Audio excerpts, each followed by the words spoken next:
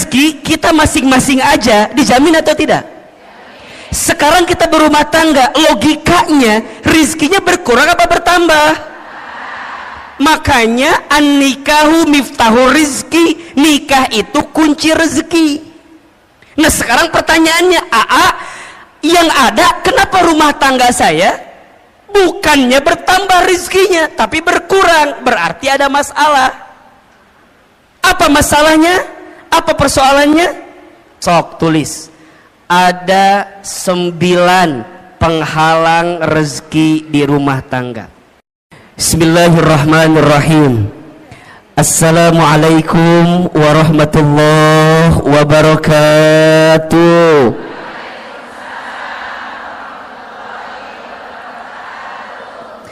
Subhanallah wa bihamdihi, subhanallahil azim, adada khalqihi wa ridha nafsihi wa zinata arshihi wa midada kalimatihi. Ashhadu an la ilaha illallah wa ashhadu anna muhammadar rasulullah. Allahumma salli wa sallim ala rasulillahil karim sayyidina wa syafi'ina wa maulana muhammadin sallallahu alaihi wasallam wa ala alihi wa ashabihi wa man tabi'ahum bi ihsanin ila yaumiddin. Rabbi a'udzu bika min hamadzati syayatin wa a'udzu bika rabbi ay yahdurun. Subhanaka la ilma lana illa ma 'allamtana innaka antal alimul hakim. La haula wa la quwwata illa billahil aliyyil azim. Sadaqallahul azim wa sadaqa rasuluhul karim. Amma ba'du. Bunda, teteh, sayang, apa kabar semuanya pagi ini? Coba yang kompak ngejawab teh ya. Yang depan kompak, yang tengah ngalamun gitu. Yang belakang culang cilung naon iya teh. Coba kalau Ahilman tanya apa kabar, jawab alhamdulillah. Apa kabar semuanya hari ini? Sehat badannya? Sehat keluarganya? Sehat dompetnya? Agak beda barusan jawabannya ya. Ada kekesalan di hati sepertinya barusan. Masya Allah, para ayah juga ada di sana, para suami mohon izin, mohon maaf. Semua ibu, teteh, sayang, Ahilman doakan semoga yang hadir hari ini Allah panjangkan umurnya. Yang hadir hari ini semoga Allah sehat afiatkan badannya. Yang hadir pagi ini semoga Allah berkahi hidupnya. Semoga Allah tambah rezekinya. Yang punya rumah tangga Allah rukunkan rumah tangganya. Yang belum punya pasangan ada? Ada? Yang mana orangnya? Yang belum punya pasangan semoga ketemu jodoh yang soleh, jodoh yang baik, jodoh yang kaya. Mudah-mudahan semua yang hadir Allah angkat derajatnya, dan semua yang hadir kelak Allah masukkan ke dalam surganya. Amin ya rabbal. Bunda, teteh, sayang, pagi ini tema kita apa judulnya? Penghalang rezeki di rumah tangga. Baik. Kelihatan? Apa yang kelihatan? Oh, iya. Saya belum nulis apa-apa ya, tenang ya, Masya Allah. Pertama, Bunda, teteh, Ahilman ingin sampaikan kita harus banyak bersyukur kepada Allah atas nikmat yang Allah berikan kepada kita. Betul apa betul? Iya apa iya? Di antara nikmat yang Masya Allah besar sekali Allah berikan kepada kita, salah satunya adalah nikmat untuk mendekatkan diri kita kepada siapa? Allah Subhanahu wa ta'ala. Maka Kalau bunda ditanya, Aa, untuk apa hidup kita sebenarnya? Jawabannya, hidup kita ini untuk mendapatkan ridhonya Allah subhanahu wa ta'ala. Apa itu ridho? Ridho itu adalah penilaian Allah, pandangan Allah terhadap apa yang kita lakukan, sehingga kita mendapatkan cintanya dari Allah subhanahu wa ta'ala. Jadi kalau bunda ditanya, kenapa aku harus ngaji, kenapa aku harus taklim? Jawabannya, karena Allah suka dengan apa yang kita lakukan, karena Allah cinta dengan taklim yang kita hadirkan. Betul apa betul? Iya apa iya? Maka mulai hari ini belajarlah dalam hidup untuk meletakkan apa yang Allah mau, bukan apa yang kita mau. Kalau apa yang kita mau, mohon izin, biasanya kalau kita mengedepankan apa yang kita mau, pasti banyak kecewanya. Betul apa betul? Iya apa iya? Sok Ahilman mau tanya, bunda, dari sekian banyak yang bunda inginkan, lebih banyak yang terjadi atau yang tidak terjadi? Ulangi pertanyaannya, bisa nyambung ya pertanyaannya. Dari sekian banyak yang bunda inginkan, lebih banyak yang terjadi atau yang tidak terjadi? Kalau bunda teh sadar lebih banyak yang tidak terjadi, nah atau meni banyak keinginan wae, hayang A lah, hayang B lah, betul nggak? Aku teh berharap punya suami teh begitu, tapi jadinya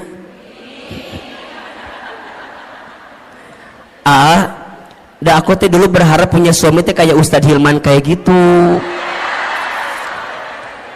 Berharapnya tuh begitu. Emang kumaha gitu? Iya, siga awe gitu. Keur mah kasep, meureunna ieu meureun ieu ge. Keur mah bager, meureun ieu ge meureun. Bunda, kalau masih seperti itu, berarti bunda belum ridho dengan ketentuan Allah. Iya apa iya? Oh, berarti ternyata dari sekian banyak keinginan kita, lebih banyak yang terjadi, yang tidak terjadi. Betul. Terus apa sebaiknya? Sebaiknya belajar mengecilkan keinginan kita dan belajar meningkatkan kepantasan hidup kita. Status hari Kamis itu, Herbolah itu ya. Belajar menurunkan keinginan kita dan belajar meningkatkan kepantasan kita. Karena pada akhirnya, kalau kepantasan kita sudah ada pada titik yang sesuai pandangan Allah, pasti kita akan mendapatkan apa yang kita inginkan itu. Betul apa betul? Berarti, punten mohon maaf, kalau sekarang kita ditanya nah hanya aku teh pengennya A, jadinya B, aku teh berharapnya begitu, jadinya begini. Oh, boleh jadi bukan salah keinginanmu, tapi salah kepantasan dalam dirimu yang tidak sesuai dengan apa yang Allah inginkan. Betul apa betul? Nah, apa kuncinya? Punten. Boleh jadi salah satu yang harus kita evaluasi adalah selama ini kita teh jarang ngikutin apa yang Allah mau. Kita mah suka ngotot maunya sesuai dengan apa yang kita mau, ujungnya jadi capek. Betul? Maka bunda teh dalam hidup hanya mengerjakan apa yang jadi skenario Allah aja. So simpelnya, lakukan apa yang Allah cintai, tinggalkan apa yang Allah benci. Ini poin. Lakukan apa yang Allah cintai, tinggalkan apa yang Allah benci. Kalau bunda sudah belajar melakukan apa yang Allah cintai, maka Allah akan mencintai apa yang kita lakukan. Dan itu menjadi rumus kebaikan yang akan datang dalam kehidupan kita. So mulai hari ini, ketika berbuat kebaikan, fokusnya hanya ingin mendapatkan pahala dari siapa? Saat bunda berbuat kebaikan, hanya ingin mendapatkan penilaian dari siapa? Itulah namanya ridho Allah. Bunda sekarang jadi istri yang baik sama suami. Jangan terlalu berharap agar suami kita jadi tambah sayang sama kita, karena kejadiannya banyak istri yang udah sayang sama suaminya tapi suaminya nggak sayang sama istrinya. Ada atau tidak? Yang mana orangnya? Meni sedih gitu ada. Abi etama abi pisan etama abi. Nah bisa begitu Ahilman, karena boleh jadi saat bunda sekarang berbuat baik sama rumah tangga kita, niatnya hanya ingin dinilai sama suami kita. Kalau itu yang terjadi pasti kecewa. Tuh 2, 3. Betul? Jadi mulai sekarang atuh untuk apa? Aku teh jadi istri yang baik karena aku tahu Allah suka sama istri yang baik kepada suaminya. Betul? Kumaha carana Ahilman? Simple. Kan bunda sudah pernah belajar banyak ya. Ada ciri istri yang baik itu setidaknya ada 4. Tolong catat ini. 1, istri yang baik itu adalah istri solehah yang ketika dipandang oleh suaminya membahagiakan hati suaminya. Makanya sekarang bunda harus berpenampilan terbaik di depan suaminya sendiri, bukan suami orang lain maksudnya gitu ya. Harus jadi lebih cantik, lebih baik di depan suaminya sendiri. Makanya kalau sekarang bunda misalnya mohon izin ya, ikutan senam, misalnya senam jumba, bunda teh senam jumba, aduh gelancar gitunya. Terus bunda teh bilang gini ke suami, ayah apa bunda teh udah sebulan ikut senam jumba. Oh gitu. Senam jumba di mana? Di Cetuti. Tadi situ ada terus ada senam jumba Cetuti ayah tadi dinya. Nah terus ditanya bunda teh, oh gitu. Terus kata bunda, coba ayah lihat ada sesuatu nggak dari bentuk bunda gitu, dari penampilan bunda. Tapi suami tuh ngomong gini doang ke bunda, oh bunda teh senam, iya, asa nggak ada perubahan. Tah, kalau bunda senamnya untuk suami sakit atau tidak? Sakit. Tapi kalau bundanya ngerti, kalau berpenampilan cantik sehingga membahagiakan hati suami itu disukai oleh Allah, maka bagaimanapun caranya suami muji, suami nggak muji, betul? Suami lihat, suami nggak lihat, nggak ada urusan. Dah karena buat aku mah ini pasti dapat pahala dari siapa? Jadi bunda nggak akan ngambek. Kamu mah ya ngongkosin enggak, nganterin enggak, minimal kamu tuh ngehargain aku. Aku tuh capek. Kalau ibunya gitu, pusing apa enggak? Pusing, ujungnya senam teh bunda jadi stres sendiri. Stres, buat apa stres begitu? Ujungnya nggak dapat pahala apa-apa. Betul apa betul? 2, apalagi istri yang baik itu istri yang ketika diperintah oleh suaminya taat kepada suaminya. Makanya bunda ingat ya, kalau suami kita minta sesuatu, bunda harus ingat, oh Allah sedang menyimpan surganya melalui suami kita. Makanya kalau bunda dipanggil, bunda nyamperin, iya ayah, iya sayang, bunda bikin kopi. Kadang-kadang bunda mah ambil gulanya, ambil kopinya, ambil airnya, nyieun sorangan, bikin sendiri. Jangan begitu bunda sayang. Kalau suami kita minta sama kita, berarti di situ Allah sedang menyiapkan pahala untuk kita. Betul? Ketika bunda bikin itu jangan sambil kesel, apalagi jangan sampai dicampur sama sianida. Jangan. Udah amni kepisan ka suami teh aku mah. Jangan. Bikin.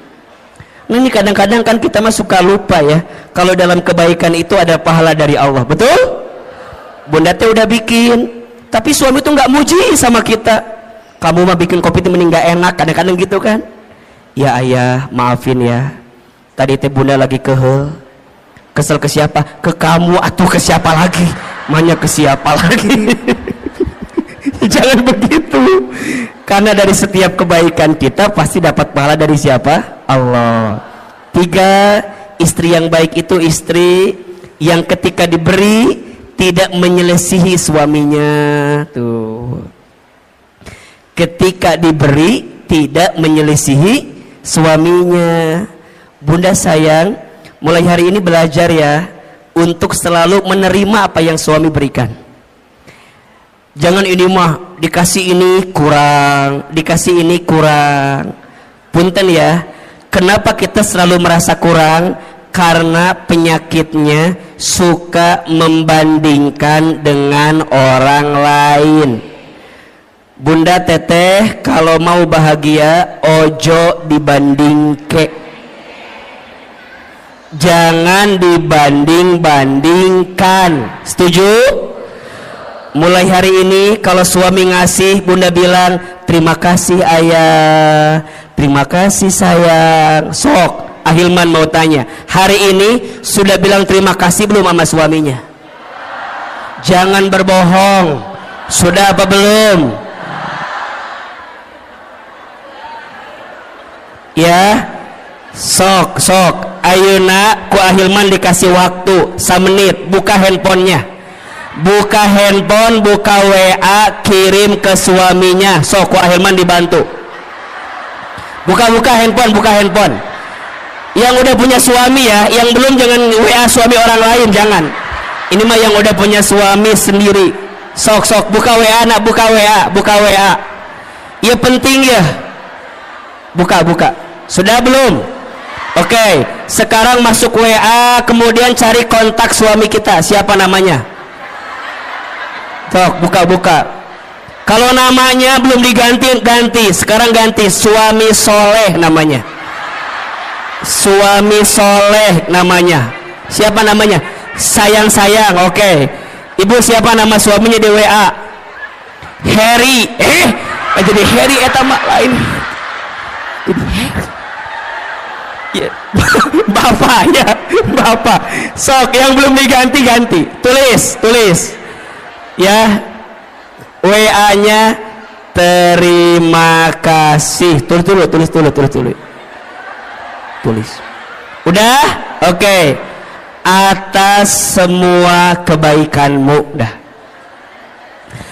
Terima kasih atas semua kebaikan.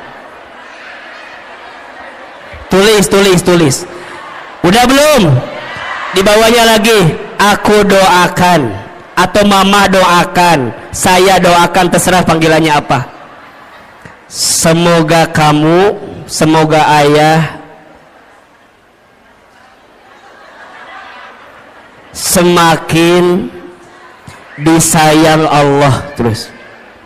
Semoga kamu, semoga ayah, semoga bapak semakin disayang Allah. Udah belum? Kirim ayeuna, kirim. Lamun teu nyampe berarti nggak ada kuota eta mah. Tapi kirim heula. Udah, oke. Sekarang simpen HP-nya. Jangan ditungguin balasannya, jangan ditungguin balasannya. Udah, tutup. Yang ketiga, ciri istri yang baik itu istri yang ketika diberi tidak menyelisihi suaminya. Dan yang keempat, istri yang baik itu istri yang ketika ditinggal mampu menjaga diri dan keluarganya. Ada berapa? 4. 1, istri baik itu istri soleha yang ketika dipandang suaminya membahagiakan hati suaminya.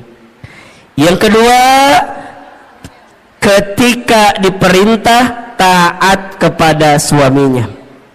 Yang ketiga, ketika diberi tidak menyelisihi suaminya. Dan yang keempat, ketika ditinggal mampu menjaga diri dan keluarganya. Bunda kenapa melakukan itu? Karena bunda tahu semua itu adalah sesuatu yang dicintai oleh Allah. Betul? Kalau bunda melakukannya, pasti bunda mendapatkan pahala dari siapa? Mulai hari ini saat kita berbuat baik, niatnya untuk mendapatkan ridhonya siapa? Allah. Bisa atau tidak? Bisa atau tidak? Kalau ini yang sudah kita pahami, insya Allah kita akan lebih tenang dalam menghadirkan kebaikan di hidup kita masing-masing, insya Allah.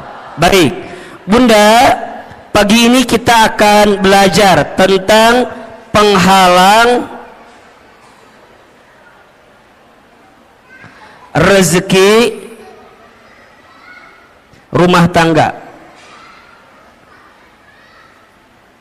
Oke. Baik. Sebelum kita membahas apa di antara penghalang rezeki rumah tangga, di sini ada dua kata yang harus kita definisikan terlebih dahulu. Yang pertama tentang rezeki, yang kedua tentang rumah tangga. Oke. Yang pertama, apa itu rezeki? Tulis. Rezeki itu segala sesuatu yang bisa dimanfaatkan dalam hidup, yang diberikan oleh Allah Subhanahu wa ta'ala. Ulangi. Rezeki itu segala sesuatu yang bisa dimanfaatkan dalam hidup, yang diberikan oleh Allah Subhanahu wa ta'ala. Berarti ada dua kata kunci yang harus bunda teteh sayang pahami tentang rezeki. Kata kunci pertama, rezeki itu adalah sesuatu yang bisa dimanfaatkan. Dan yang kedua, kata kuncinya, rezeki itu diberikan oleh siapa? Allah. Oke. Ada orang yang memahami rezeki itu sebatas harta atau materi. Padahal mohon maaf, harta, materi dengan rezeki itu beda. Apa bedanya AA? Kalau harta itu nih, sesuatu yang kita miliki dengan izin Allah. Kalau rezeki itu sesuatu yang kita manfaatkan. Tidak semua rezeki bentuknya harta, dan tidak semua harta jadi rezeki.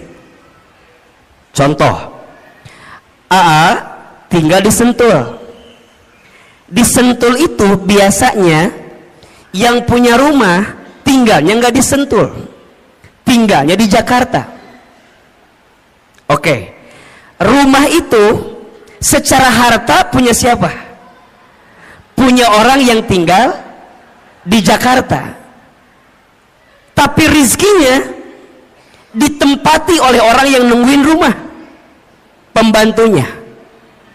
Hartanya punya siapa? Orang yang tinggal di Jakarta. Tapi rizkinya rizki siapa? Pembantunya. Jelas tidak? Jelas tidak? Jadi rezeki itu bukan yang harus kita miliki. Kadang ada sesuatu yang tidak kita miliki tapi jadi rezeki. Betul? Ahilman suami siapa?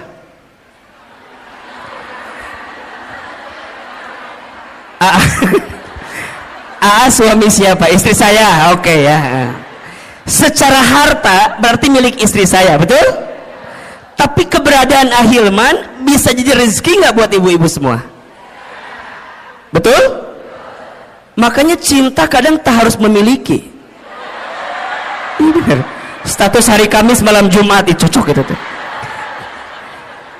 Bunda mungkin tidak memilikinya, tidak mendapatkannya, tapi bunda bisa mendapatkan manfaat dari apa yang ada di dalamnya. Rezeki. Hadirnya Ahilman dengan izin Allah jadi wasilah rezeki untuk bunda. Kenapa? Karena ada manfaat yang bisa kita dapatkan. Jelas kira-kira? Berarti rezeki itu jangan dibatasi dengan urusan harta. Karena ada orang yang mohon maaf, hartanya banyak tapi rizkinya sedikit. Ketika kapan? Ketika hartanya tidak mengantarkan ketenangan dalam hidupnya. Berarti rizki dengan harta itu sesuatu yang berbeda. Sekarang bunda ditanya, yang jadi rizki bunda adalah apa yang bunda manfaatkan saat ini. Kerudung bunda antara yang di lemari, halo, kerudung bunda antara yang di lemari dengan yang dipakai lebih banyak yang mana?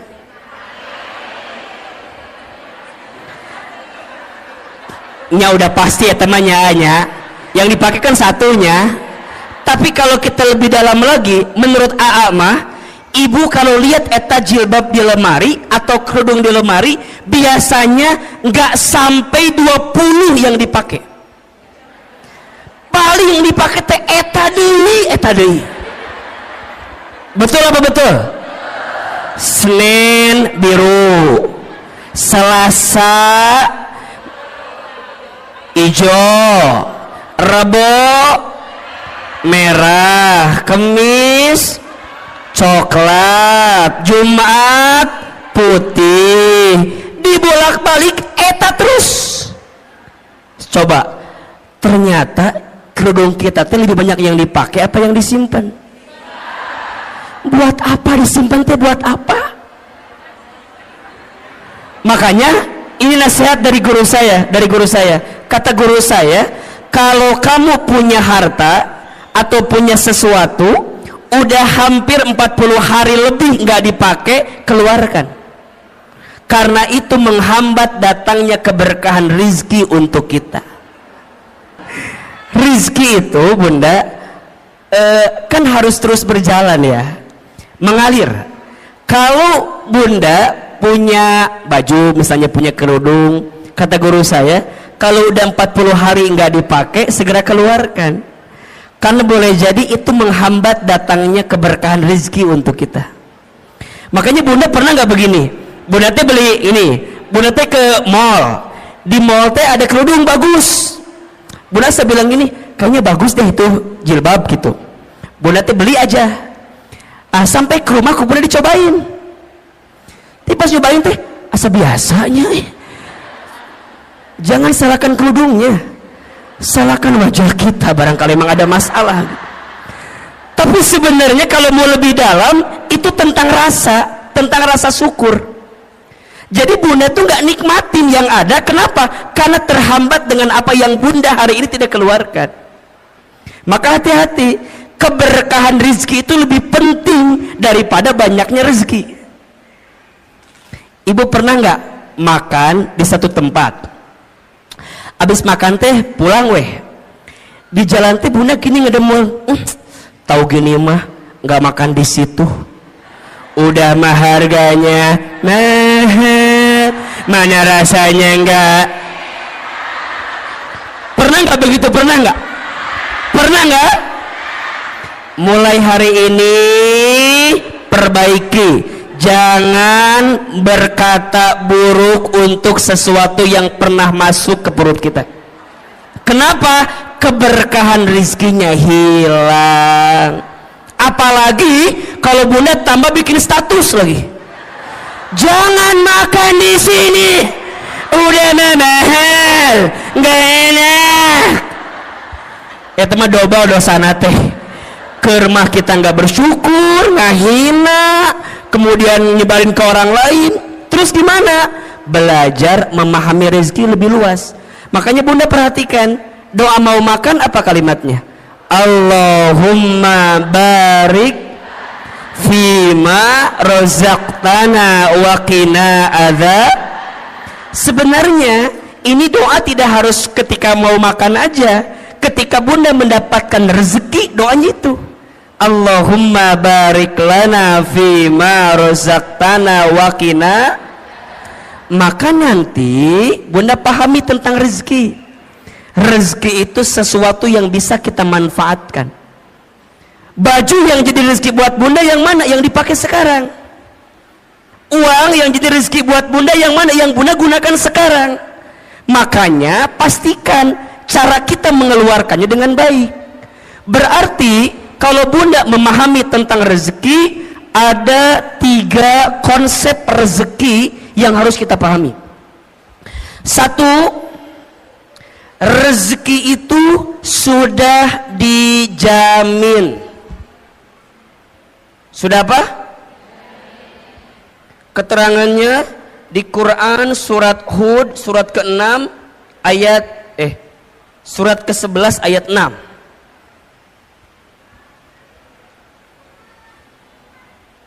Surat apa? Ke-11 ayat 6. Bunda perhatikan ini ya. Selama kita hidup di muka bumi, maka selama itu masih ada catatan rezeki untuk kita. Coba dibuka surat Hud ayat 6. Ya. AA ingin meyakinkan kepada Bunda agar tidak gelisah urusan rezeki. Karena hari ini banyak orang yang frustasi, yang stres tentang rezeki. Banyak atau tidak? Padahal kata Allah, perhatikan ayatnya. A'udzubillahi minasyaitonirrajim. Wa ma min dabbatin fil ardi illa 'alallahi rizquha. Dan tidak ada makhluk yang melata pun ketika dia hidup di muka bumi illa kecuali 'alallahi rizquha, dijamin oleh Allah rezekinya. Bahasa sederhananya, makhluk yang melata aja rizkinya udah dijamin, apalagi kita manusia. Betul? Betul apa betul? Coba, makhluk yang melata itu contohnya apa? Apa contohnya? Buaya, menikah Hilman, buaya meninggal hati. Lu jauh-jauh ke buaya atau lu deket? Yang deket apa? Cicak. Cicak ada rezekinya atau tidak? Cicak di mana kerjaannya? Apa pekerjaannya? Cicak di dinding. Terus? Oke, kita jelaskan. Cicak di mana kerjaannya? Dinding. Apa pekerjaannya? Bukan merayap, diam-diam merayap. Oke.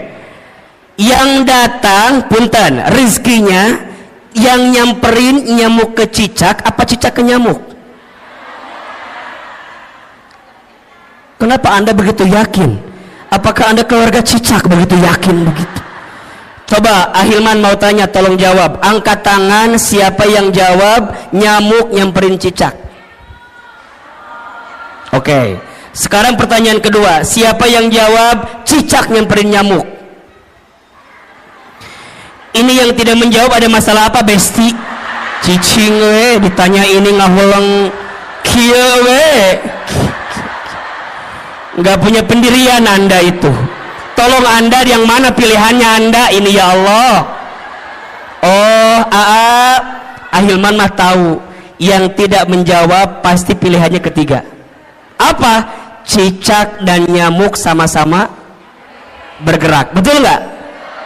Datang seekor, terus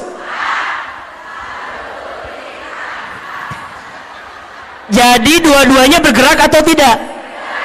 Nyamuk terbang dapat dengan cicak. Cicak diam atau bergerak? Mana gerakannya? Tahap. Hap. Oke, pertanyaan selanjutnya. Bunda pernah tahu nggak berapa kali cicak harus hap untuk mendapatkan satu nyamuk? Sebentar, keluarga cicak dari Cibubur apa jawabannya? Silakan. Ini begitu yakin dengan 2, 3. Bunda tolong ingat ya, ternyata cicak itu untuk mendapatkan satu nyamuk bukan satu kali hap.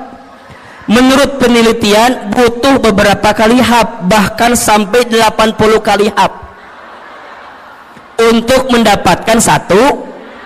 Pertanyaannya, apa yang membuat cicak istiqomah?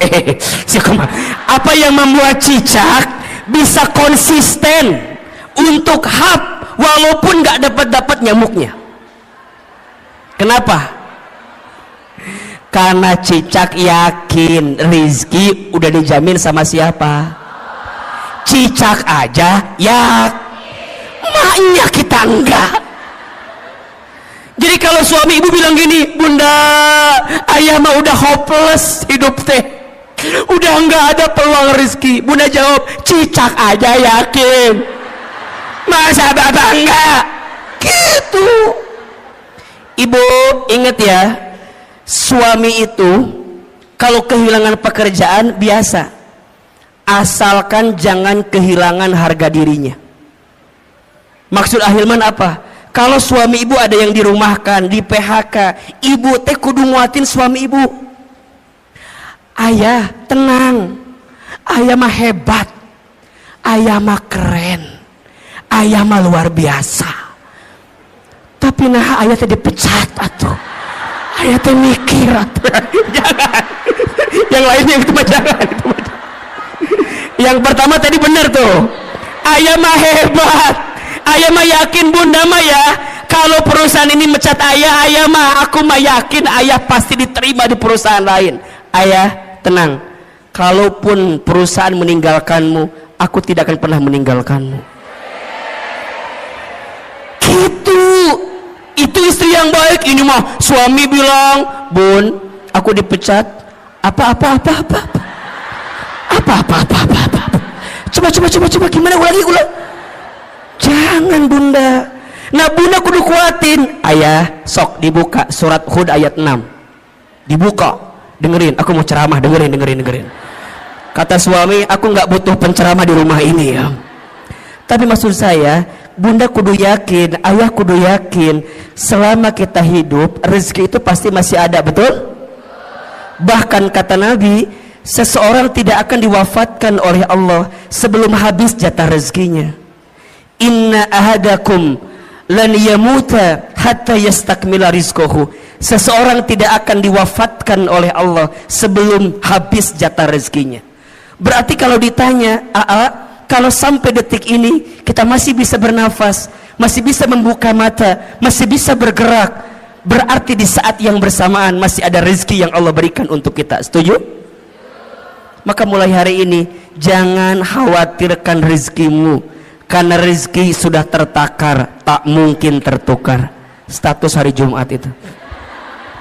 Yang kedua, rezeki itu harus diusahakan. Harus apa? Jadi nggak bisa diam-diam aja, kudu dijemput. Kenapa nyebutnya dijemput bukan dicari? Karena dijemput dengan dicari beda. Kalau dicari itu belum tentu ada, kalau dijemput pasti ada, betul? Berarti punten mohon izin, ikhtiar untuk menjemput rezeki itu wajib atau tidak? Wajib. Tapi hasilnya bukan ketentuan kita. Hasilnya mah terserah Allah mau kasih berapa untuk kita. Tugas kita mah apa? Give the best, keep the best, be the best. Berikan ikhtiar yang terbaik, tetap dengan ikhtiar yang terbaik, jadi yang terbaik. Hasil nama kumaha Allah. Itu tentang rezeki. Maka nanti ikhtiar rezeki ada dua. Satu ada ikhtiar bumi, dua ada ikhtiar langit. Apa maksudnya? Ikhtiar bumi itu usahanya, dagang, kerja, bertani, berkebun, itu ikhtiar buminya. Tapi jangan lupa ada ikhtiar langitnya. Apa? Dekatin Allah, karena yang ngasih rezeki siapa? Betul? Kalau bahasa syar'inya itu bertakwa kepada Allah. Allah Ar-Razzaq, Allah yang ngasih rezeki. Banyak orang yang sibuk mencari rezeki tapi lupa kepada yang memberi rezeki, padahal yang ngasih rezeki itu siapa? Berarti kenapa rezekiku sekarang nggak nyampe pada titik yang terbaik? Boleh jadi ini kekurangannya. Kita lebih sibuk mengedepankan ikhtiar bumi tapi kita lupa ikhtiar langitnya. Padahal janji Allah jelas, wa may yattaqillaha yaj'al lahu makhraja wa yarzuqhu min haitsu la yahtasib. Barang siapa yang mendekat kepada Allah, dia bertakwa kepada Allah, maka Allah hadirkan jalan keluar dari setiap persoalan yang sedang dihadapi. Bahkan Allah berikan rezeki la yahtasib, dari pintu yang tidak pernah disangka-sangka. Tolong ya, mulai hari ini jangan terlalu sibuk mencari rezeki tapi lupa kepada yang memberi rezeki. Dan yang ketiga, rizki itu berarti harus apa? Harus disyukuri. Nah, kalau sudah begini, nanti Bunda akan memahami rizki Allah itu luas dan banyak. Betul apa betul? Hari ini Bunda sehat, rizki atau bukan? Hari ini Bunda bisa taklim, rizki atau bukan? Hari ini Bunda punya rumah tangga, rizki atau bukan? Hari ini Bunda punya sahabat yang menguatkan, rezeki atau bukan? Punya suami yang masih bersama dengan kita, rezeki atau bukan? Bunda punya majelis taklim yang Masya Allah kegiatannya banyak, rezeki atau bukan? Bunda masih bisa membuka mata, rezeki atau bukan? Bisa bernafas, rezeki atau bukan? Bunda pernah mikir nggak, kalau Bunda nggak bisa nafas gimana? Matilah pasti itu mah. Hidung, nikmat hidung itu luar biasa Bunda. Kebayang gak kalau Bunda hidungnya nggak bisa mencium? Naon iya teh cenak itu. Makanya sekarang mah kalau Bunda punten mohon izin ya, kalau ada teman kita yang apa, misalnya mohon izin ya, yang buang angin, jangan ngeluh dan jangan mencari-cari siapa yang kentut, nggak usah.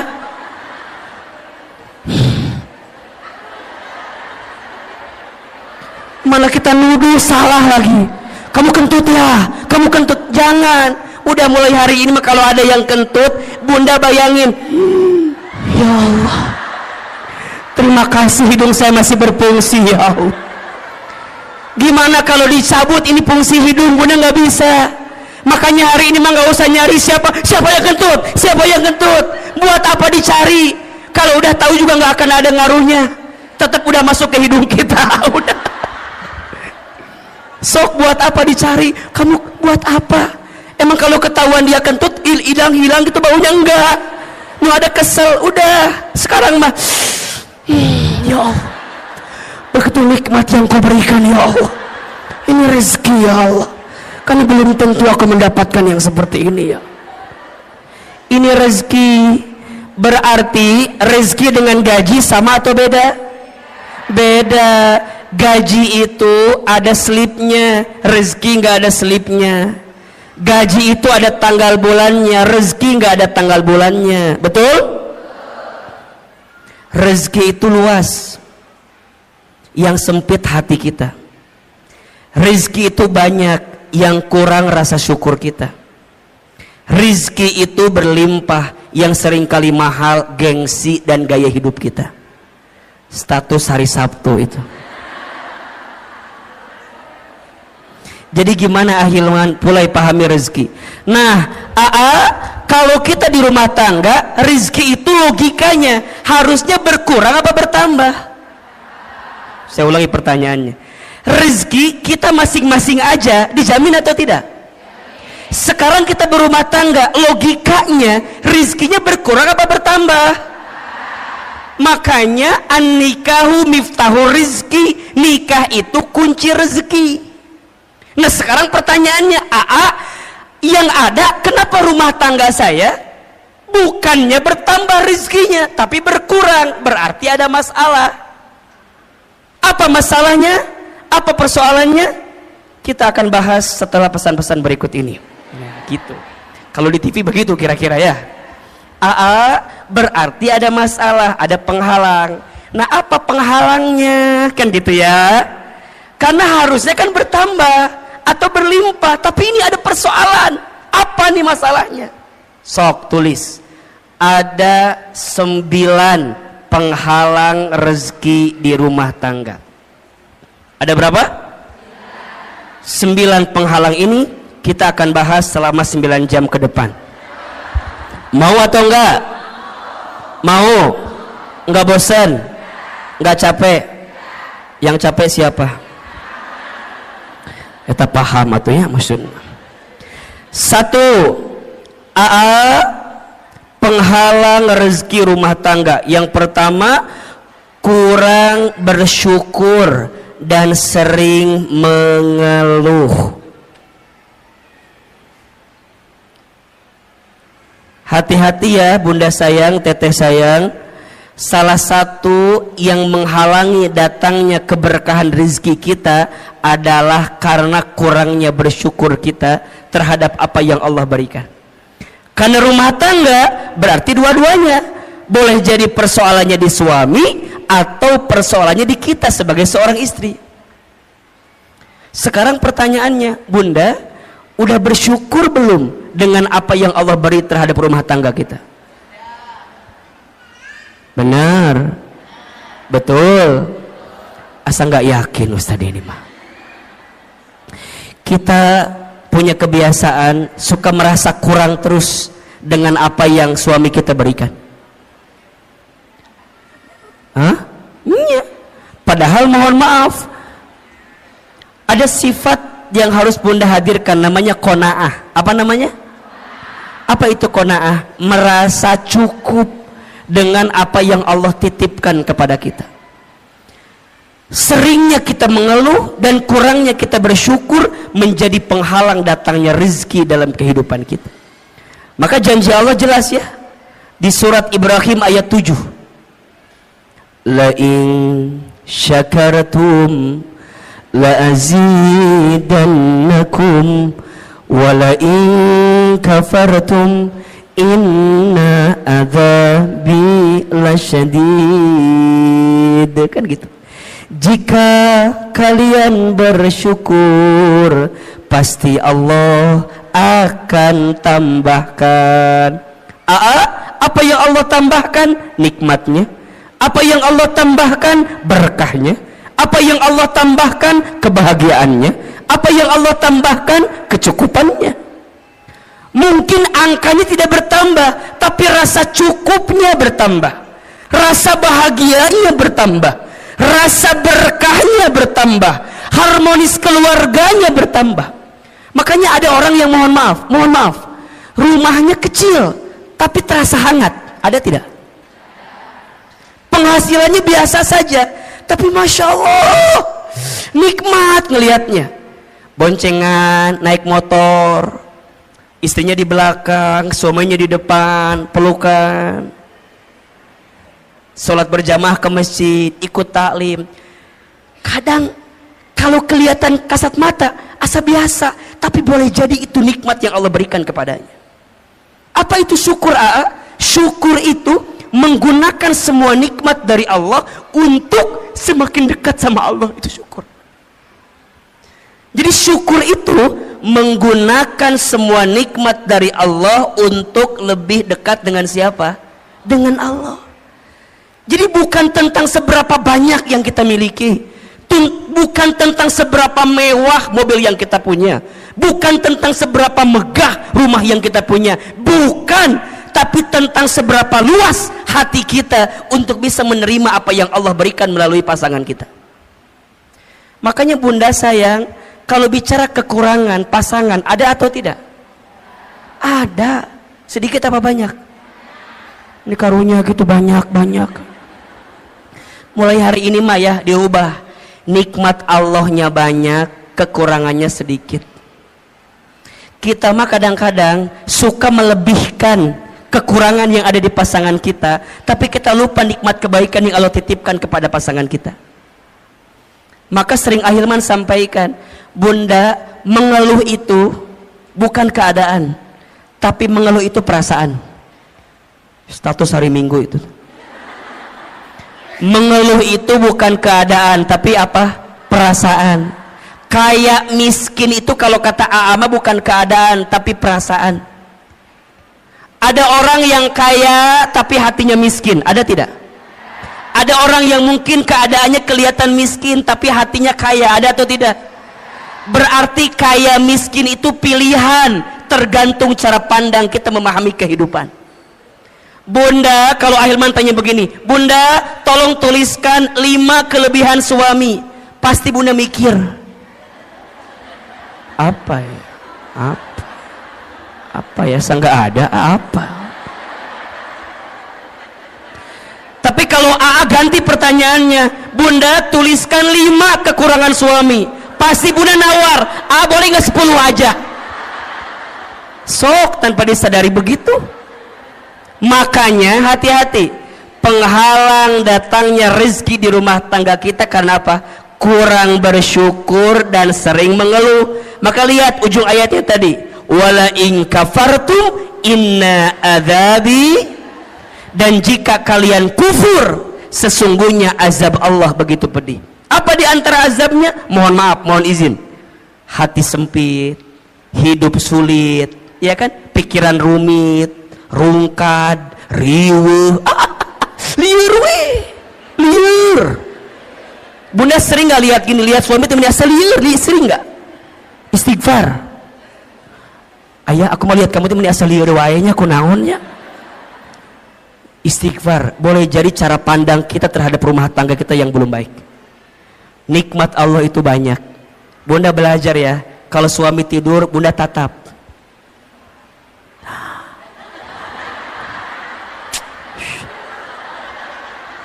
Kalau suami lagi tidur Bunda tatap. Ya Allah, itu suami aku, laki-laki yang paling baik dalam hidupnya. Dia berkorban, berangkat pagi, pulang malam buat nyari nafkah buat aku. Udah datengin, usapin kepalanya, bisikin telinganya, la ilaha illallah. Ditalkinin ya mah talk. Ulah atunya ditalkin ku masih. Usapan. Hayang ngadoakeun maot ieu mah. Jadi Masya Allah Bunda, belajar bersyukur. Bunda belajar mulai dengan terima kasih. Tadi Ahilman bilang, di rumah tangga tuh biasain Bunda, kalau pagi-pagi saya bilang terima kasih, kalau malam saya bilang mohon maaf. Itu nikmatnya luar biasa. Awalnya kaget, naon makasih makasih, makasih makasih, makasih makasih. Awalnya gitu tuh awalnya, tapi lama-lama ternyata kalimat terima kasih itu Bunda, itu mengundang rezekinya dari Allah. Dan saya sangat yakin suami yang membahagiakan istrinya dengan izin Allah, Allah bahagiakan kehidupannya. Dan juga saya yakin kalau istri bisa jadi sumber kebahagiaan bagi suami, maka suami karir dunianya Allah izinkan dengan kebaikan. Makanya Bunda jangan jadi sumber masalah bagi suami kita. Karena setelah Ahilman survei dan ditanya kepada para suami, ayah masalah apa yang paling berat buat anda? Semua sepakat, istri saya Ustaz. Makanya Ustaz mah punten Bunda ya, saya di handphone saya fotonya istri saya. Kenapa coba? Ini jadi patokan. Kalau di luar saya punya masalah, saya lihat foto istri saya aja. Seberat apapun masalah saya di luar, nggak ada yang lebih berat dibanding masalah saya ini. Makanya Bunda jangan kegeeran ya kalau suami ada foto Bunda ya, itu patokan. Berarti bersyukur, ya Allah, nuhun ya Allah, makasih ya Allah, engkau nitipin istri yang begini, engkau nitipin suami yang begitu. Kenapa? Karena ada pahala kebaikan dari Allah. Ada atau tidak? Sok, Bunda pengen suami yang kayak gimana? Kalau minta mah pengennya begini. Mual ayah.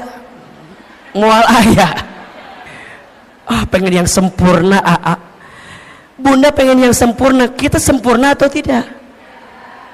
Mau nggak punya suami kayak Rasulullah? Ngaca. Ngejawab teh mau wae. Kita udah kayak Siti Khadijah belum? Udah kayak Siti Aisyah belum? Mikir atau mikir teh. Dari kahayang mah ayah hayang sama kita juga mau. Makanya mohon maaf, sering Ahilman sampaikan, rumah tangga yang baik itu bukan yang sempurna, tapi yang bisa saling menyempurnakan. Status hari Senin itu tuh cocok tuh. pasangan yang baik itu bukan yang sempurna, tapi yang bisa saling menyempurnakan.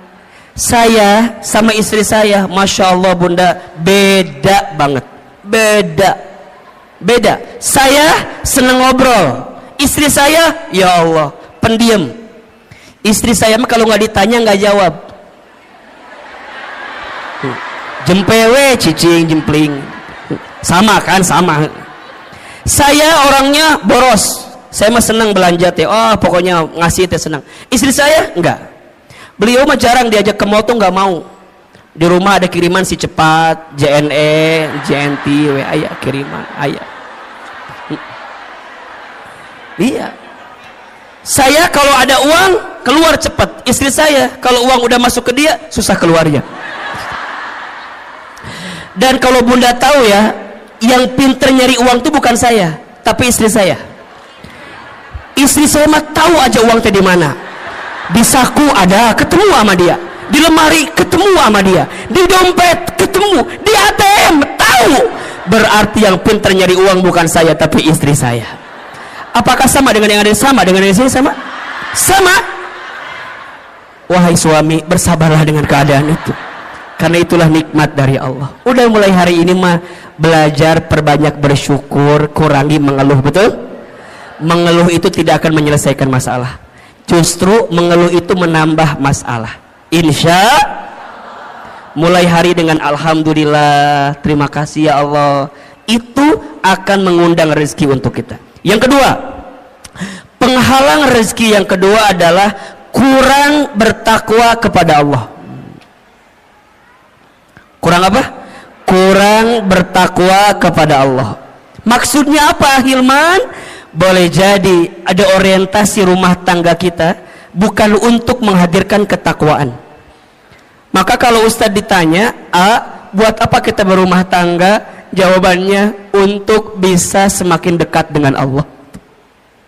Maka lihat surat Ar-Rum ayat 21 yang menjadi ayat fundamental dalam pernikahan. Wa min ayatihi an khalaqalakum min anfusikum azwajan litaskunu ilaiha wa ja'ala bainakum mawaddatan wa rahmah inna fi dzalika laayatin liqaumin yatafakkarun. Lihat kalimat awalnya, wa min ayatihi, dan di antara tanda-tanda kekuasaan Allah. Berarti apa yang Allah inginkan dalam rumah tangga? Jawabannya, Allah ingin ketika engkau bersama di rumah tangga, engkau semakin dekat dan taat kepada Allah Subhanahu wa taala. Berarti sekarang, kenapa rumah tangga kami tidak mendapatkan kebahagiaan yang diinginkan? Boleh jadi karena ada orientasi yang belum tepat dari apa yang kita hadirkan. Rumah tangga itu bukan hanya menyatukan dua hati yang saling mencintai di dunia, tapi rumah tangga itu menyatukan dua hati yang saling mengisi dan mengerti untuk bisa dekat dengan Allah Subhanahu wa taala. Itu rumah tangga. Berarti sekarang coba dicek. Kalau ada penghalang di rezeki di rumah tangga, mungkin tujuan rumah tangga kita belum tepat. Tujuan rumah tangga itu untuk lebih dekat dan taat sama Allah. Pertanyaannya, Bunda, teteh sayang, selama kita berumah tangga, makin dekat sama Allah atau makin jauh dari Allah? Halo? Halo? Selama kita berumah tangga, makin dekat sama Allah atau masih makin jauh dari Allah?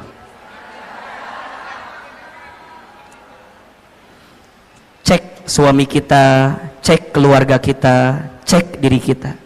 Karena harusnya rumah tangga menjadi jembatan atau tangga berharga untuk mendekatkan diri kita dengan siapa? Allah Subhanahu wa taala. Maka hati-hati, kenapa rezeki boleh jadi terhalang di rumah tangga kita? Karena kurang bertakwa kepada Allah Subhanahu wa taala. Yang ketiga, kenapa Ahilman? Apa penghalangnya? Masuk prakteknya. Karena lalai dalam sholat. Lalai dalam sholat. Coba dibuka surat Toha ayat 132. Surat apa? Toha ayat berapa? 132. Surat Toha ayat 132. Ternyata bunda, teteh sayang, sholat itu bisa jadi indikator kebaikan rezeki datang di kehidupan kita. Sudah dibuka? Surat Toha surat ke-20 ayat 132. A'udzubillahi minasyaitonirrajim. Wa'mur ahlaka bis sholat, dan perintahkanlah keluargamu untuk sholat. Betul? Wastabir ilaiha wastabir alaiha, dan bersabar-sabarlah dalam menunaikan sholat itu. Lihat, kalau sholatnya udah baik, kalau sholatnya sudah terjaga, la nas'aluka rizqan, jangan pernah bertanya tentang rezeki. Betul? Nahnu narzuquka, kami yang akan menjamin rezekimu. Wal akibatul littaqwa, dan itu semua akibat ketakwaanmu. Ada nggak ayatnya? Ada nggak? Kenapa di situ sholat dihubungkan dengan rezeki? Boleh jadi jawabannya karena sholat itu pula lah yang kemudian bisa menjadi bagian yang bisa mempercepat datangnya rezeki untuk kita. Makanya sekarang kalau bunda ingin tanya, gimana agar rezeki kami lebih baik dalam hidup? Perbaiki sholat. Perbaiki sholatmu, maka Allah perbaiki hidupmu. Jaga sholatmu, maka Allah akan jaga hidupmu. Rapihin betul sholatmu, maka Allah pasti rapihin rezekimu. Karena kalau itu yang sering meleset dalam hidup kita, mohon maaf, kalau sholatnya udah berantakan, maka hidupnya pun berantakan. Kalau sholatnya udah nggak karuan, maka boleh jadi nggak karuan jugalah kehidupan kita. Makanya rumah tangga itu kalau mau dilihat ya, saya sering nanya gini, suami aku begini. Saya satu pertanyaannya, masih sholat atau tidak? Masih sholat atau tidak? Kalau masih sholat dan sholatnya memang sholat gitu ya, masih ada harapan untuk memperbaiki rumah tangga kita. Tapi kalau sholatnya udah nggak karu-karuan, mohon maaf, sholat aja ditinggalkan, apalagi kamu, apalagi kita, kira-kira begitu. Sholat aja tiangnya agama, betul? As-sholatu imaduddin, sholat itu tiangnya agama. Faman aqamaha faqad aqamaddin, wa man tarakaha faqad hadamaddin. Barang siapa yang tegak sholatnya, tegak agamanya. Barang siapa yang rusak sholatnya, rusak agamanya. Ini yang paling menarik, ada analogi begini. Bunda bayangkan inilah, rukun Islam kan ada 5 ya. Jadi kalau diibaratkan kan syahadat, sholat, zakat, puasa, haji gitu. Ibaratnya kalau misalnya mohon maaf ya, haji kita belum mampu, oke, slip 1. Puasa barangkali kita belum sempurna, slip 2. Zakat mungkin hartanya belum masuk nisab dan haulnya, slip 3. Sekarang kalau nggak sholat, apa yang terjadi? Jatuh kan? Makanya sholat itu kenapa jadi tiang agama? Inna awwala ma yuhasabu bihil abdu yaumal qiyamah as-sholat. Sesungguhnya perkara pertama yang akan ditanya di hari kiamat adalah sholat. Jika sholatnya baik, baik seluruhnya. Jika sholatnya rusak, maka rusak seluruhnya. Maka pesan Ahilman, jaga sholat kita. Jadi kalau bunda WA suami ya, tanya, ayah jangan lupa sholat ya. Ayah udah sholat apa belum? Itu Masya Allah, itu romantis tuh. Itu romantis.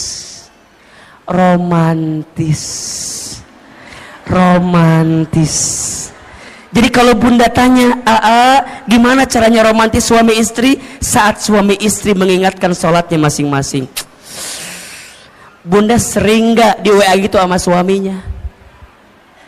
Ngawulang kan? Jarang kan? Bunda mah diingetin sholatnya sama muazin aja di Masjid Darussalam Kota Wisata. Sama, makanya di handphone kudu ada waktu sholat, diingetin. Yang wajib udah pasti, kalau mau tambah lebih cepat, yang sunnah. Guru saya mengingatkan ada 3 sholat sunnah, kalau bisa jaga betul ini. Yang pertama sholat sunnah tahajud, yang kedua sholat sunnah 2 rakaat sebelum subuh, yang ketiga sholat duha di pagi hari. Lihat keistimewaannya. Sholat tahajud, sholat yang akan mengantarkan kemuliaan dalam hidup kita. Sholat tahajud, sholat mengantarkan kemuliaan. Makin terjaga tahajudnya, dengan izin Allah, Allah muliakan hidupnya. Keterangannya surat Al-Isra ayat 79.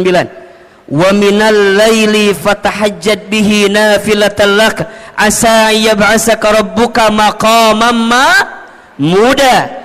Dan di sebagian malam dirikanlah sholat tahajud sebagai tambahan untuk dirimu, niscaya Allah akan angkat derajatmu maqaman mahmuda, ke tempat yang terpuji.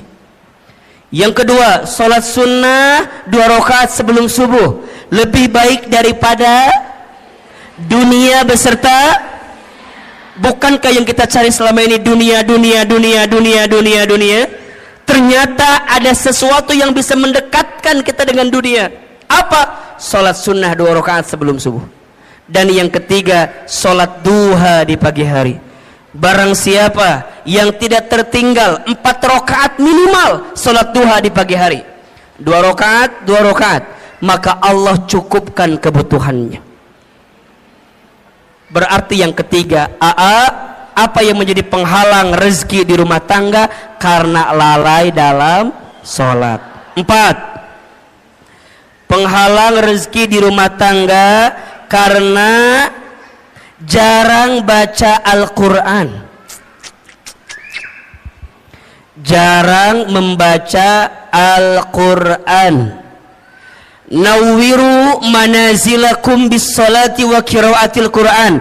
Terangilah rumahmu dengan salat dan bacaan Al-Quran.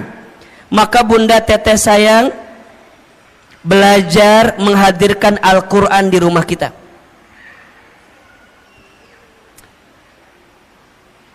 Akan sangat sempit rumah, akan sangat hampa rumah jika di rumah itu tak dibacakan ayat suci Al-Quran. Karena ternyata, mohon izin, mohon maaf, apapun yang dekat dengan Al-Quran, maka Allah muliakan hidupnya. Coba Bunda lihat, bulan yang menjadi bulan diturunkannya Al-Quran, maka menjadi bulan yang paling mulia. Apa namanya? Ramadan. Malam yang menjadi malam diturunkannya Al-Quran, maka menjadi malam yang paling mulia, bahkan lebih mulia daripada 1000 bulan. Apa namanya? Lailatul Qadar. Manusia yang kepadanya diberikan wahyu Al-Quran, maka menjadi manusia yang paling mulia. Siapa namanya? Nabi Muhammad SAW. Kota yang menjadi tempat diturunkannya Al-Quran, maka menjadi kota yang paling mulia di dunia. Apa namanya? Mekah dan Madinah. Apapun dan siapapun yang dekat dengan Al-Quran, maka Allah muliakan hidupnya. Maka Ahilman berpesan sekali ya, kita semua, ayo jangan sampai sehari pun kita lepas baca Quran. Saya dapat wasiat dari guru saya, ada 7 surat pilihan yang boleh kita amalkan dalam setiap hari untuk kita baca. Ya. Yang pertama surat Ar-Rahman. Yang kedua surat Al-Waqi'ah. Yang ketiga surat Al-Muluk. Yang keempat surat Al-Jin. Yang kelima surat Al-Insyirah. Yang keenam surat Al-Ikhlas. Yang ketujuh jika hari Jumat surat Al-Kahfi. Jika hari biasa surat Al-Baqarah 5 ayat pertama, ayat 255 ayat kursi, dan 3 ayat terakhir. Al-Baqarah 5 ayat pertama, tengah-tengah 255 ayat kursi, 3 ayat terakhir Al-Baqarah. 7 surat ini dengan izin Allah semoga kita jadi wasilah kebaikan itu. Ya. Surat Ar-Rahman agar kita berharap Allah menyayangi kita dan kita disayangi oleh hambanya Allah di muka bumi ini. Surat Al-Muluk, surat Al-Waqi'ah agar Allah mudahkan rezeki kita dengan izin Allah. Surat Al-Muluk agar Allah menjaga kehidupan kita, mengantarkan kemuliaan kita. termasuk menjaga dari siksa kubur. Makanya bunda izin ya, jangan tidur dulu ketika waktu malam sebelum baca Al-Muluk. Hanya 30 ayat kan. Jadi kalau bisa dari maghrib ke isya, bunda maksimalkan baca Al-Muluk. Semoga dengan baca Quran ini kelak kita diselamatkan oleh Allah Subhanahu wa taala. Surat Al-Jin agar kita dijaga dari godaan jin. Surat Al-Insyirah agar kita diberikan kemudahan setelah kesulitan. Surat Al-Ikhlas agar kita diberikan hati yang penuh keikhlasan. Dan surat Al-Kahfi agar kita diberikan cahaya di antara 2 Jumat yang sedang kita jalani. Termasuk ayat kursi agar kita dijaga oleh Allah Subhanahu wa taala. Maka yang keempat, penghalang rezeki di rumah tangga itu karena jarang baca Al-Quran. Yang kelima, penghalang rezeki di rumah tangga itu karena lupa bersedekah. Lupa atau jarang bersedekah. Bunda teteh sayang, mana kosot sodakotun min mal, tidak akan pernah berkurang harta yang disedekahkan. Justru yang terjadi kalau kita sedekah makin ditambah. Tapi kalau kita seret menyimpan dari apa yang harus dikeluarkan, maka mohon maaf, boleh jadi itu yang menghambat datangnya rezeki dalam kehidupan kita. Maka ada filosofi hidup namanya terima kasih. Terima kasih, terima kasih. Apa artinya Ahilman? Seberapa banyak yang ingin kita terima tergantung yang kita kasih. Oke, nomor berapa ini? Nomor berapa? Nomor 6. Karena makan harta haram, mengambil harta haram. Ternyata mohon maaf, harta yang kita dapatkan itu harus dipastikan kehalalannya. Karena harta yang tidak halal tidak akan pernah tumbuh daging dari harta yang tidak halal. Doa nggak dikabulkan oleh Allah kalau masih ada harta yang tidak halal. Keberkahan dijauhkan oleh Allah ketika masih ada harta yang tidak halal. Maka bunda pastikan, selain bertanya ke suami tentang berapa penghasilannya, tapi tanyakan dari mana penghasilannya. Itu penting. Itu penting. Kenapa? Karena suami kita mencari nafkah, kasih kepada keluarga, nanti jadi masakan untuk kita. Kalau hartanya tidak halal, maka tidak akan mengantarkan kebaikan untuk kita. Maka yang keenam, kenapa rezeki tidak kunjung datang atau tidak jadi kebaikan yang segera datang kehidupan kita? Karena makan harta haram. Yang keberapa? 7. Karena zolim kepada pasangan. Zolim kepada pasangan. Makanya bunda, teteh sayang, belajarlah mulai hari ini jangan menzolimi pasangan kita dengan cara apapun, baik verbal ataupun non verbal. Saya tidak sepakat dengan apapun bentuknya KDRT di rumah tangga. Kekerasan dalam rumah tangga itu, nauzubillah, semoga Allah membimbing kita untuk dijauhkan dari perbuatan seperti itu. Kata-kata harus dijaga, apalagi seorang istri. Di video saya mungkin bunda lihat juga ya, al-mar'atu kal-mir'ah, perempuan itu seperti cermin hatinya. Kalau sudah pecah, mungkin kau bisa merangkai kembali pecahan cerminnya, tapi pantulan cahayanya tidak akan sama seperti sedia kala. Itulah hati perempuan. Kalau sudah tersakiti, mudah memaafkan, tak mudah melupakan. Status hari Selasa itu ya. Makanya hati-hati betul, hati-hati betul. Maka Nabi bersabda, siapakah suami yang paling baik? Khairukum li ahlihi wa ana khairukum li ahli. Sebaik-baiknya suami adalah yang paling baik kepada keluarganya, dan aku adalah yang paling baik kepada keluargaku. Sama, siapakah istri yang baik? Jawabannya al-mar'atus solehah, istri yang solehah. Maka mulai hari ini bunda juga jangan zolim sama suami bunda. Para suami belajar jangan menyakiti hati istri kita. Belajar dengan hal-hal yang sederhana, manggil panggilan sayang. Ih, masya Allah. Ibu dipanggil sayang sama suami senang apa enggak? Itu sederhana tapi pahalanya gede banget. Makanya baginda Nabi itu kalau manggil istrinya luar biasa kan. Khadijah, apa panggilannya? Ya Ummul Mukminin, ibunya orang-orang beriman, Masya Allah. Aisyah, apa panggilannya? Ya Humaira, yang berpipi kemerah-merahan. Hari bunda, apa panggilannya sama suami? Kadang tergantung bentuk tubuh kadang-kadang ya. Kalau agak berubah dikit, dut kesini gitu ya. Nggak boleh, sakit hati itu namanya. Kalau agak hitam dikit, bujur katel ka dia maneha, itu jangan juga. Hari ini mah coba siapin panggilan-panggilan yang terbaik. Maka mohon izin ya, jangan mudah marah di rumah tangga. Karena rumah tangga yang diisi dengan kemarahan akan menjauhkan kasih sayang dari Allah Subhanahu wa taala. La taghdab walakal jannah. Jangan marah, bagimu surga. Sok belajar. Kumaha atunya kalau lagi kesel, gimana mengendalikan marahnya? Catat 5 cara agar marah kita bisa dikendalikan. Yang pertama, ketika lagi marah langsung baca ta'awudz. A'udzu billahi minasyaitonir.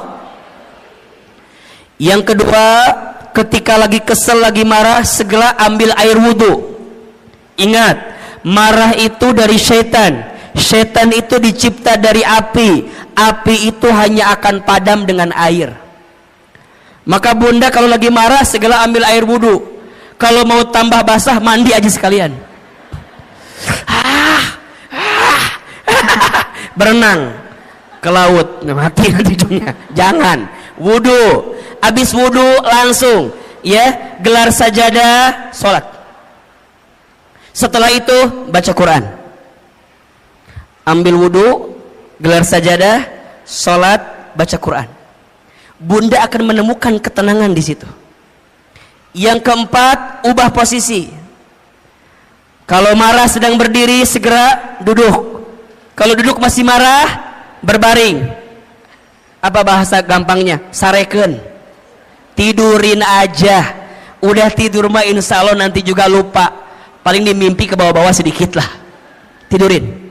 Baru yang kelima, ingat-ingat pahala dari Allah untuk orang yang bisa menahan marah. Masya Allah. 5. 1. Baca ta'awudz. 2. Ambil wudhu. 3. Dirikan sholat baca Quran. 4. Ubah posisi. 5. Ingat pahala dari Allah ketika orang bisa menahan marah. Dan bunda tahu ya, Masya Allah, ada seseorang yang nanti Allah berikan surga yang lapang dan luas. Siapa orang itu? Ternyata orang yang punya ketenangan hati. Siapa mereka? Mereka yang mampu menahan marah dan mampu memaafkan orang lain. Oke? Yang keberapa sekarang? Yang ke-8. Penghalang rezeki di rumah tangga karena durhaka kepada orang tua. Durhaka kepada orang tua. Bunda sayang, teteh sayang, ingat ya, kalau sudah menikah nggak ada bahasa ini orang tuaku, itu orang tuamu. Setelah menikah itu berubah jadi orang tua kita. Maka perlakukanlah mertua kita sebagaimana orang tua kandung kita sendiri. Wahai suami, perlakukanlah orang tua istrimu sebagaimana engkau perlakukan orang tua kandungmu. Karena mereka keduanya sama, artinya keberkahan rizkimu akan engkau dapat. Itu penting. Kenapa? Karena suami kita mencari nafkah, kasih kepada keluarga, nanti jadi masakan untuk kita. Kalau hartanya tidak halal, maka tidak akan mengantarkan kebaikan untuk kita. Maka yang keenam, kenapa rezeki tidak kunjung datang atau tidak jadi kebaikan yang segera datang kehidupan kita? Karena makan harta haram. Yang keberapa? 7. Karena zolim kepada pasangan. Zolim kepada pasangan. Makanya bunda, teteh sayang, belajarlah mulai hari ini jangan menzolimi pasangan kita dengan cara apapun, baik verbal ataupun non verbal. Saya tidak sepakat dengan apapun bentuknya KDRT di rumah tangga. Kekerasan dalam rumah tangga itu, nauzubillah, semoga Allah membimbing kita untuk dijauhkan dari perbuatan seperti itu. Kata-kata harus dijaga, apalagi seorang istri.